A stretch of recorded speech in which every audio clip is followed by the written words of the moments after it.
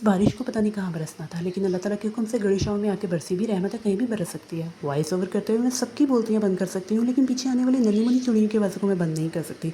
Anyway, बाहर हो रही थी तेज़ बारिश और मुझे लगी शदीद भूख। जल्दी से मैंने फ्रिज से चिकन पुलाव निकाला और इसको मैंने गर्म किया। कल हम लोगों ने चिकन पुलाव बनाया था और ये थोड़ा सा बच गया था। अभी यहाँ पर हो गई थी मेरे साथ नाइंसाफ़ी क्या थी, चावल गर्म करते हुए मुझे पता चला कि कोई लेग पीस की बोटी ले उड़ा और हड्डी मेरे लिए छोड़ गया। ये यकीनन जिसका भी काम है वो आके मुझे कमेंट ज़रूर करेगी।